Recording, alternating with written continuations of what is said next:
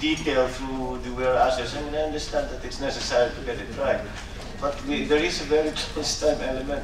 It would be very meaningless. It would be close to meaningless if we made the Manny Pacquiao resolution of commending him next week.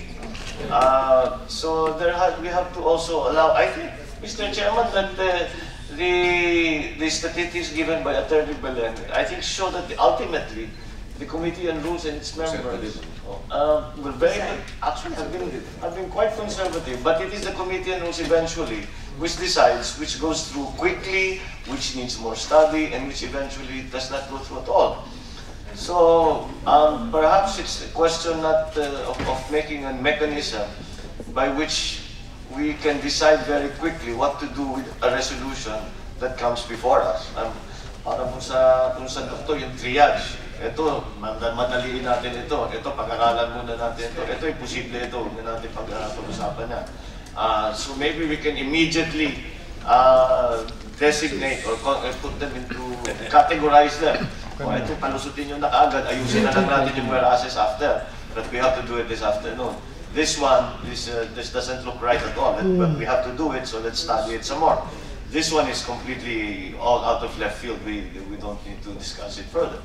But I think it is. I think the Committee on Rules will have to come up with some kind of quick and dirty way of categorizing them. Para alam natin kagad kung ano yung gagawin natin. Pag hindi, at pagka nagmamadali, hindi naman tayo maiiwanan ng panahon, maunahan ng panahon.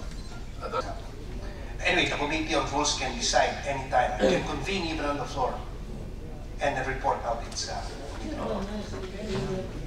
If the senator is willing to immediately stand up and on the floor move for that resolution himself immediately on that day or the day after, then we stand back and we allow them to do it. It is sufficient that one of our number feels that it is very important. If on the other hand they leave it to us to go through the process, etc., then we do.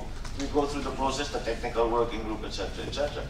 The output of the technical working group will be, one is that perhaps this resolution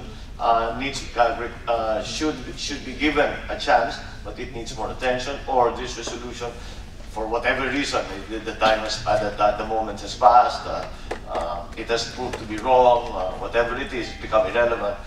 Is no longer going to be stable. Is no longer going to be taken out. So maybe that's a good test for urgency. Kung talagang handa ba yung isang senator na tumayo, pag-usapan niya yung resolution niya, then we allow the senator to do so. And certainly, maybe only in the case of like this one, if Manny Pacquiao na 5, na we have to consolidate. Maybe that is the only time. But again, as you say, may mga obvious. This is one of the obvious ones that nobody's going to object to us congratulating Manny Pacquiao. So let's just get a good resolution in there, put in all of the elements, and I think it is important, the point that Senator Hinasan made, that it is beyond that what he did in this last fight really shows him to be a true gentleman and a class act. Should be included, at least that sense should be included.